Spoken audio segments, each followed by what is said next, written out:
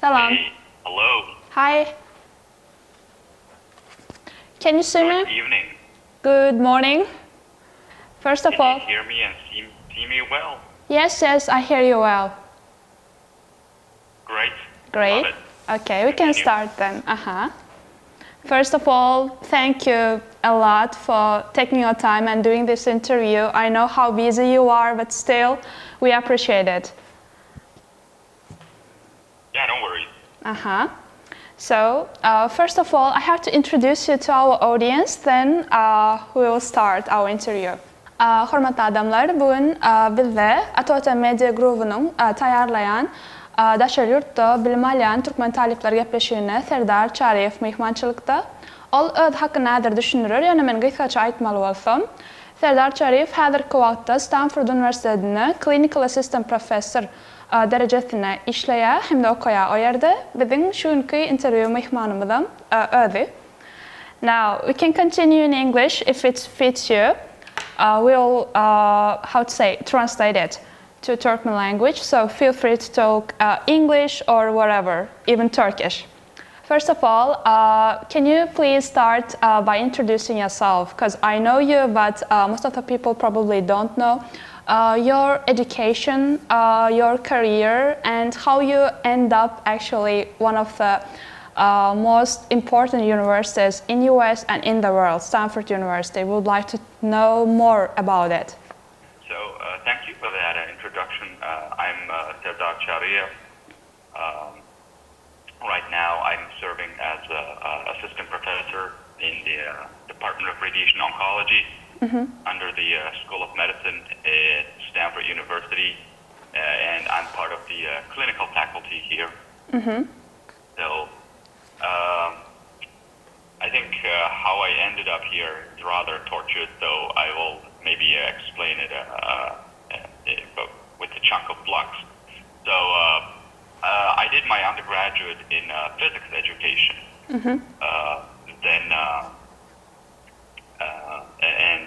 My alma mater is Middle East Technical University in Ankara, Turkey. So I studied physics education there. From there, I moved to US to pursue graduate study in medical physics. So I did my PhD in medical physics at Georgia Institute of Technology. It's in Atlanta. And while doing that, I wanted to be American Board of Radiology certified physicist. So I wanted to continue to do my residency, clinical residency. So I did my residency at Emory University, and again, that's in Atlanta. So after completing the residency, I got the position as a faculty here at Stanford University. And this is my third year as a clinical assistant professor I see. at Stanford University. I see. So you are not doing your PhD degree in Stanford University, but actually you are working there. Yes, so I'm not a student here. My student years are far behind. Okay. I'm in medicine, right? So this is a life learning type of thing. So you're just learning every day. Yes. So in that sense, yeah, we are all students here. Yes. But in a sense that, am I enrolled and a part of a program? No, I'm not. I'm a part of a faculty here. So more than learning, I teach here. I have students, PhD students. I have postdoctoral fellows, and we have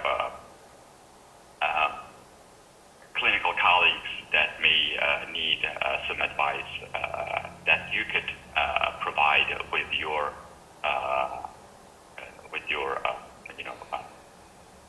knowledge here. So whatever needs medical physics needs, I'm happy to serve here in the cancer center.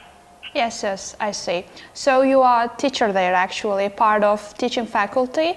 So besides of your teaching profession, are you doing research currently at Stanford University? Yeah, so more than teaching, of course. I do teaching as well. I'm a clinical faculty, so that means I provide more of a clinical service rather than teaching or research. But of course, any clinical faculty here, being a part of Stanford University, you have to kind of teach and do research. So to clarify, probably the position is we are a medical physicist, right? So we are healthcare professionals, and we specialize in the applications of physics in medicine or healthcare, if you will. So it's very niche type of field. Yes. And we have association of medical physicists, and we are like about 10,000 members around the world. So it is not very huge association.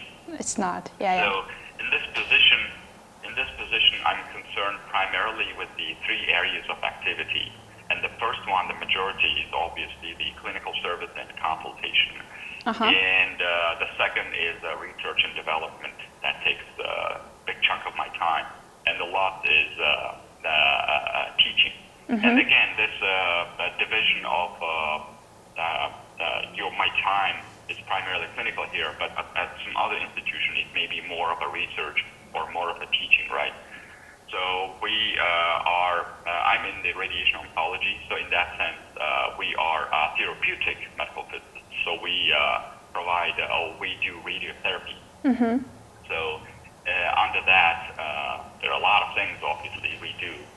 Probably don't have time to discuss all of that, but mainly we are responsible for the commissioning of the radiotherapy machines, calibrating those machines, and delivering the correct dose to the correct position, and ensuring that all the radiotherapy plans are safe and deliverable, right?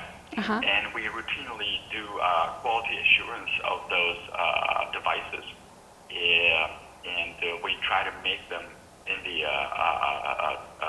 the tolerance conditions, if you will, of that initial commissioning conditions. And there are our peers here or colleagues that develop plans. We call them dosimetrists, right? And we usually check those plans and make sure that they are safe and effective to deliver to our cancer patients. Yes, I see. Too much scientific evidence is here, but I understood. Okay. Probably one of the most, must ask question, which is actually interesting to Turkmen youth is, where are you coming from? Ashgabat or another region? They ask such kind of questions actually for motivational purposes, because you see where you are coming from matters when it comes to pursuing your education and other things. What can you say on that topic? Briefly about your childhood and early education path. Interesting, yeah. So, yeah, I was born in Levap, and I'm from a small village in Halach, actually probably the town of Halach itself. So, and of course, I was born and grew up there until I left for undergraduate studies, right? So I don't even remember now how old was I when I left, but probably 16, 17 at that time. But yeah, I got the education like the primary school or part of a secondary school in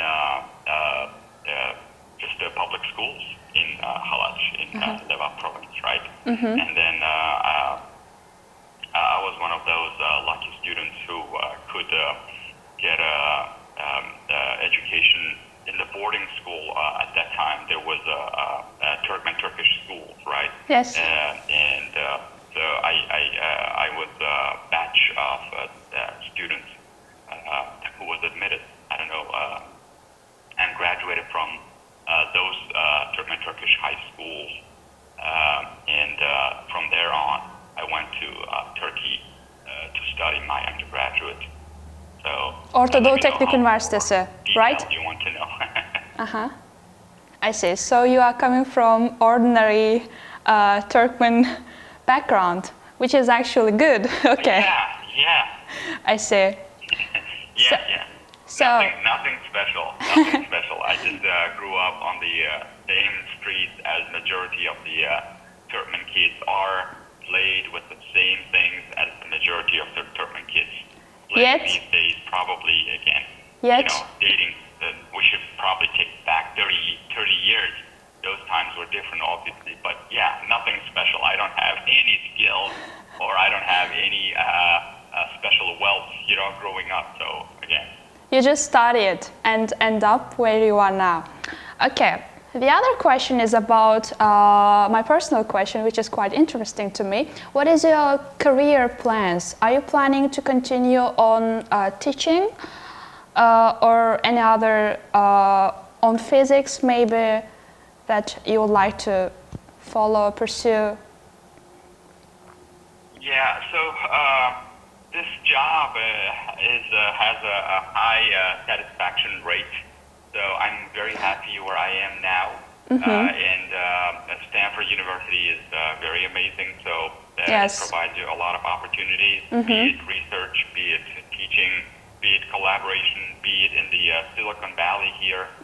So it is just a great opportunity here, and the job itself is very rewarding in the sense that you are helping with your knowledge to a very sick people, these are cancer people, and in that sense it's very satisfactory. So I think I will not change the career, but I will probably climb or try to climb up the ladders of this career path, right? So probably I'm looking down, if I look down the road, probably I'll try to shoot for a social professor and full professor in my line here at Stanford University, or maybe some other university if I change the university. But again, the line of work would be the same, so it will be more like a medical physics or clinical medical physics under some radiation oncology department. I see. So I ended up here changing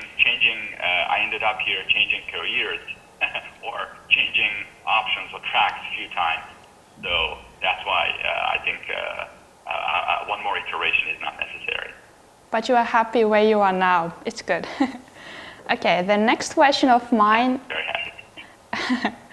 The next question is about advices that you can give to Turkmen youth. Where to start? Especially, we are doing interviews with Turkmen people who are currently studying and pursuing degrees in US.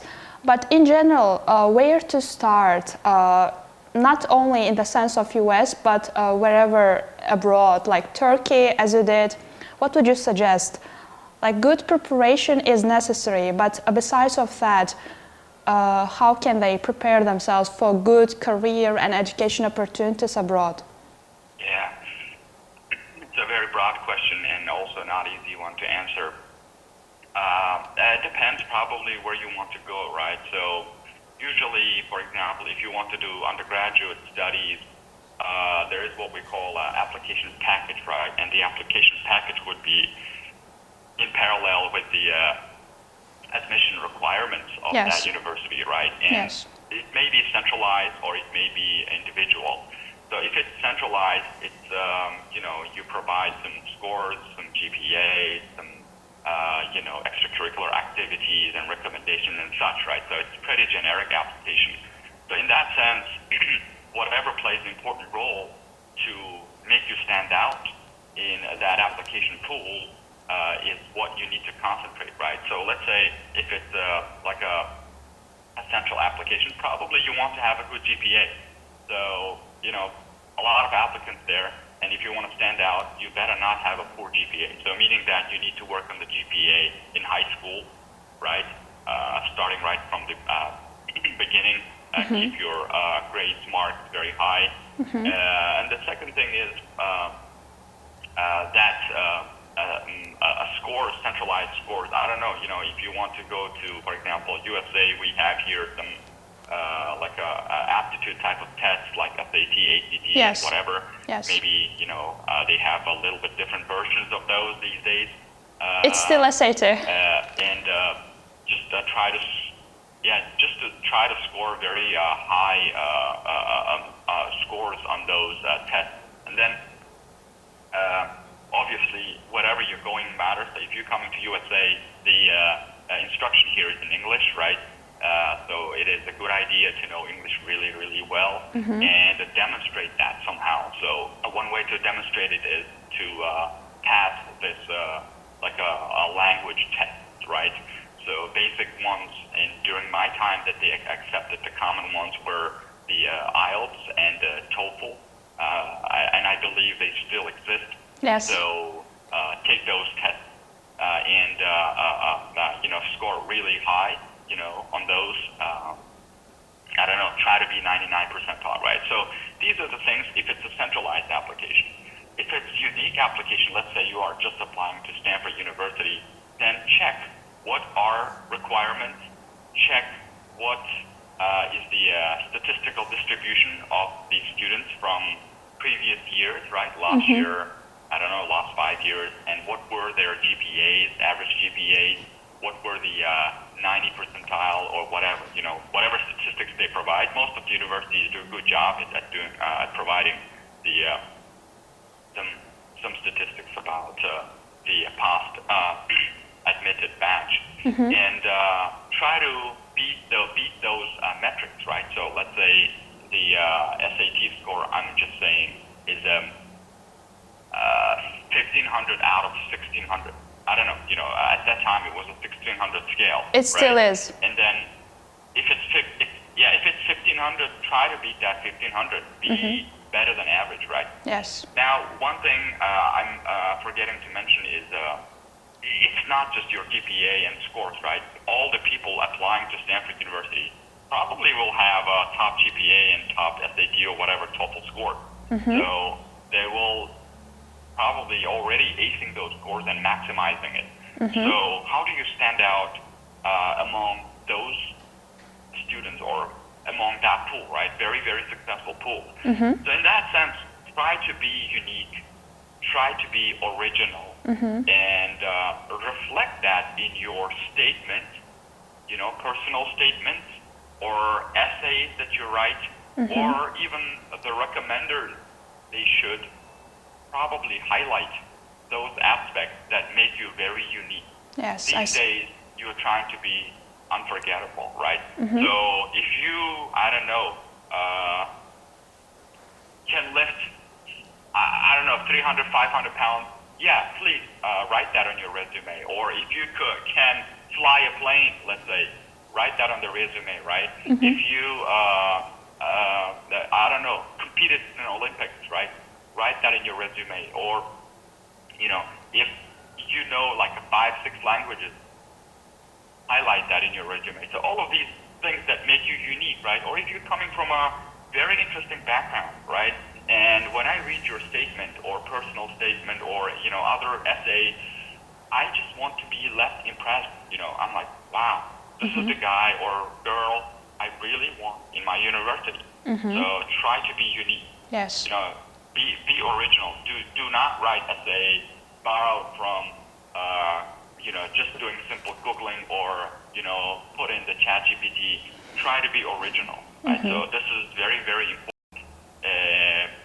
People who admit students have a lot of experience, and they immediately know which one is a genuine application and which one is not. So my advice is, try to be unique somehow. And it's, of course, easier said than done, right? Because if you're coming from a background where you did not get a lot of opportunities, how to stand out, how to be unique, right? That is a very difficult, would say, a paradoxical question. Box to put to fill in. So, think about it. What makes you different from all other applicants? Answer this question in your head first, and try to convince admission committee that you have a strong case. Yes, I see. So, the other question is about scholarship. When it comes to studying abroad, all these things matters to demonstrate that you are unique. But still, funding your education is can be stressful.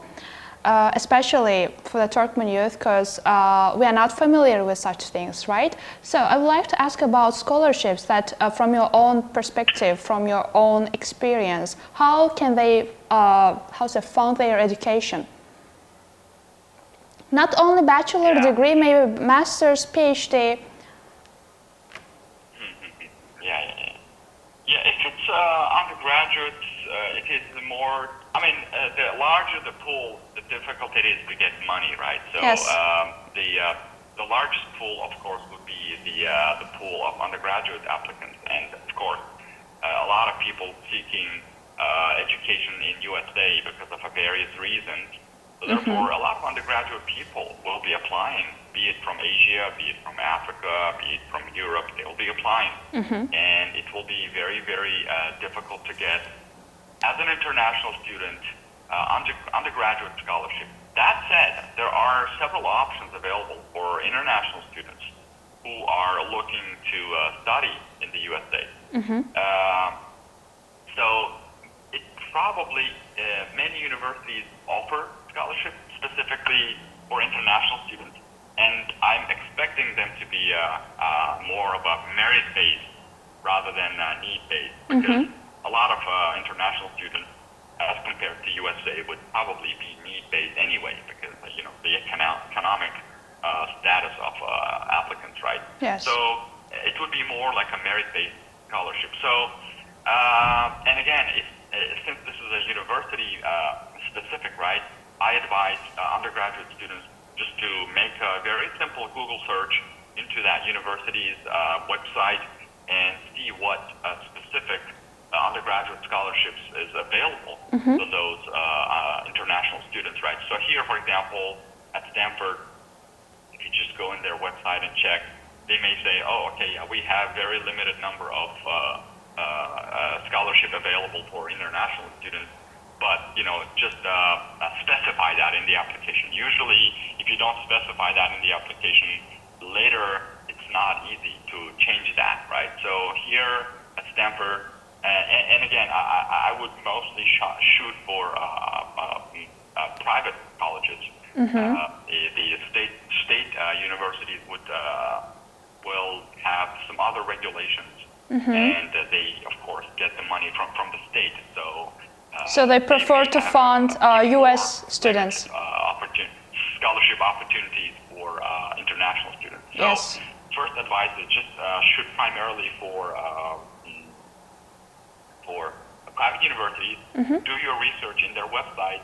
I know Stanford University in California, Stanford University, University of Southern California, for example, offers various merit-based scholarships. My previous institution is Emory University. They have a scholarship for undergraduate students, right? So that's undergraduate students. If you go to graduate studies, then this is the pool now shrinks, because not a lot of people want to pursue a master's degree or PhD degree. So here you may have a higher chance than undergraduate scholarship. So a lot of there are some graduate study specific programs, like the Fulbright program, for example. They offer scholarship for international students to pursue the graduate study in the U.S. It could be a master's or PhD, right? But the most of the time, the graduate students just reach out to the graduate program and the faculty in that program and ask if they have funding options, right? For graduate students, the funding comes from that department, and specifically the faculty that recruits you to their lab. So let's say a faculty is doing some research about, radiobiological effects of radiation in cancer, or, developing a new modality. So they may have some money to support one or two or maybe more graduate students, and they are looking for a very motivated and skillful individual that can contribute to the research in their lab. So they will sponsor your PhD degree or master's degree, probably less often for master's degree because they want a long-term commitment, right? And that would be usually the PhD, and they would sponsor. So, and other than that, like we would call RA or research assistantship, right? So you are a research assistant in some faculty's lab, and then they provide you with funds necessary to complete your the degree. And the other option is obviously, let's say you are a good teacher and you are teaching in the department, be it undergraduate or let's say you are supervising the labs, and then you may get a teaching assistant scholarship, what we call it a TA. So these are primary venues, obviously, but again, it will be department specific. Some departments may say, hey, as a university, we provide fund for you for your first year, and after that, you have to kind of talk to the faculty in that department and secure the funding for your next coming years, right? So it's just a matter of the research from your side and see who is looking for graduate students, and just to check, what options a university or specific program have for their graduate students. Let's say for short term, and then long term. Yes, I see. So it's our job to go and find opportunities, then apply for them, I say. So. Yeah, definitely. I mean, if you just sit and wait for some scholarship to fall out of the sky, that's not going to happen, because these monies are a lot of money. You have to do your part to earn that, right? I mean, we are talking about, if it's undergraduate study or graduate study, about hundreds of thousands of dollars in the course of 4 to 6 years. Of course, this is not going to be free money. I mean, you need to work for this, research, apply, communicate, email, be bold, right? So it's just, a lot of effort from the side of the student, obviously. They are investing on you and they expect something back, I see. So I know your time is valuable. Yeah, So my last question is about what would you suggest, actually, not only Turkmen youth, but in general, how do you see the future? Okay, let me explain it here. Artificial intelligence, cybersecurity, and other fields are growing and evolving really fastly. So what career opportunities do you see that has brighter future? I know it's up to people themselves, like which way to follow, choose, but what's your perspective? What kind of fields are gonna be more important in the future? Is it AI? For example, I'm low degree student and I will be applying to master's soon, and I'm thinking about it, which way to follow. What can you suggest on that? The AI is of course a hot topic these days, right? I mean, when I started my career, I obviously delved or maybe touched a little bit into AI. This is a hard question, because again, this depends on what you are right now. Like, what is your kind of undergraduate degree, and can it be, for example, benefiting from what new developments happening? Obviously, for example, I'm more of a scientific or engineering background, right? Obviously, a lot of developments in AI happening, and I'm taking, for example, benefit from that and applying the AI tools that I have to my, for example, career or my research. But for example, if you are, I don't know, in the education or, as you said, law, obviously there might be some benefits of developing technology, or again, the information technology, or some other tools. So again, very hard to comment of what specific novelty is happening in each field, but I can maybe comment a little bit on healthcare, engineering, and science in general, right? So when I started this, we were more of doing like a, let's say, developing or looking for new therapeutics, or how to understand what's happening and try to kind of develop that field so that it is we exploit that, right? So, for example, let's say radiobiology.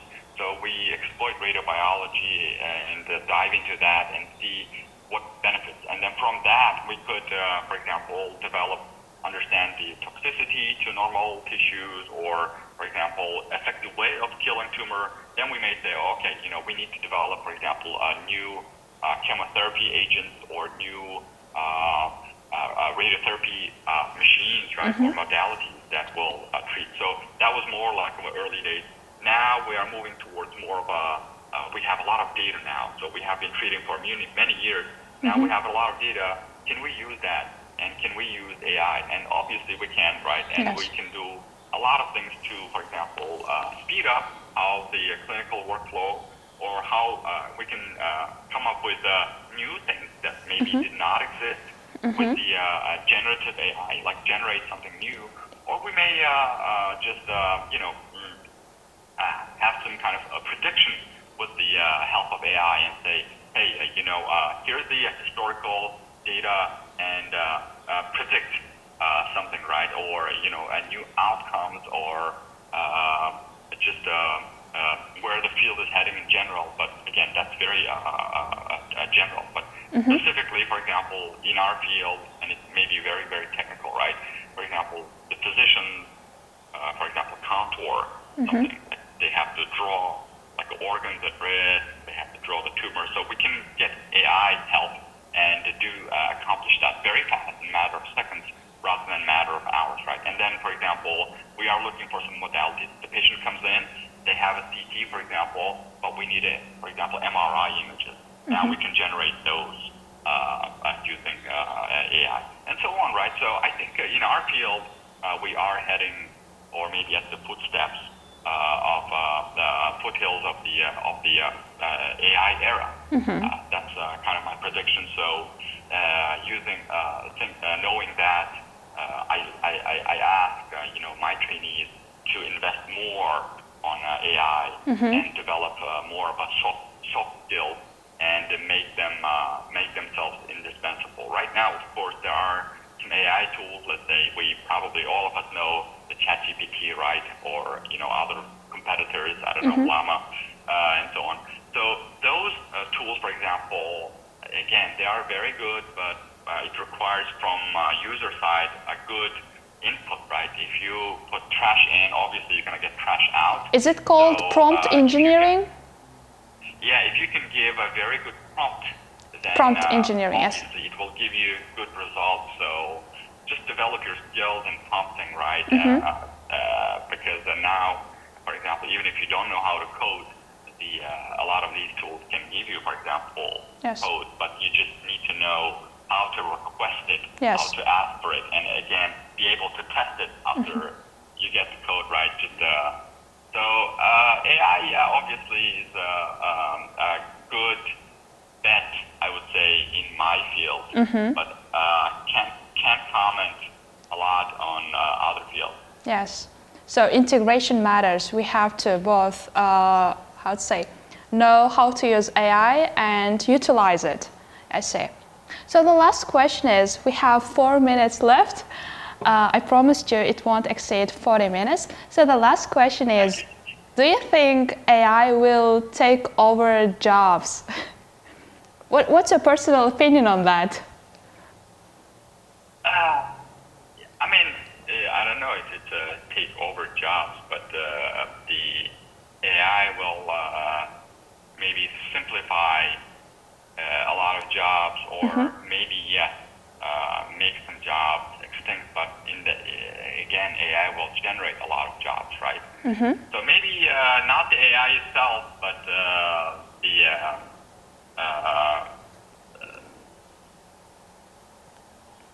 maybe who can use AI really well can take your jobs, right? So, but again, this is we'll see, because right now AI is also generating jobs, right? So some jobs, yes, may go, but some jobs may news are coming. Be new jobs. Yes. Yeah. So in that sense, in the near future, it's a debate. We just debated that a few weeks ago here. Is AI taking over, right? And the conclusion is, right now it's too early to say, Yes. So yeah, it may be taking some jobs, and we kind of see it in our department, right? Previously we had a lot of manpower on, let's say, a specific task. Right now, it's easily and readily accomplished by AI, so we don't need a lot of people to concentrate on that. It's automated.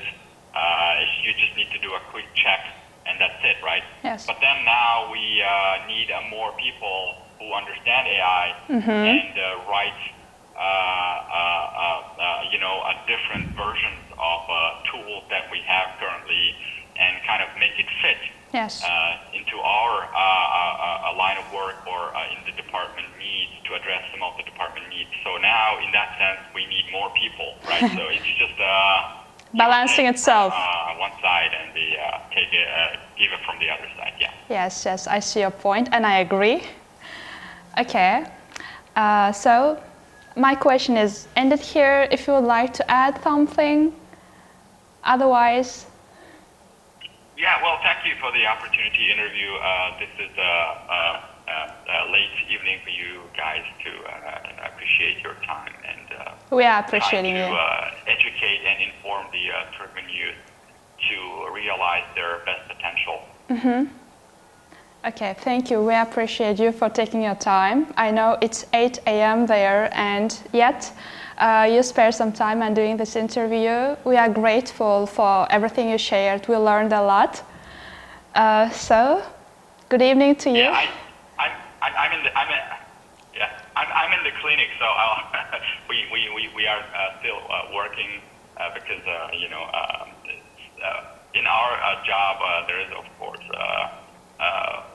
like on calls, right? So you might be here during the weekend, or sometimes the therapy machines may require some attention. So we are here over the weekend sometimes, obviously not every time. But yeah, I will go to work now. But thank you. Okay, thank you too for your time once more. We immensely appreciate it. Have a good day. Bye. Yeah, bye-bye.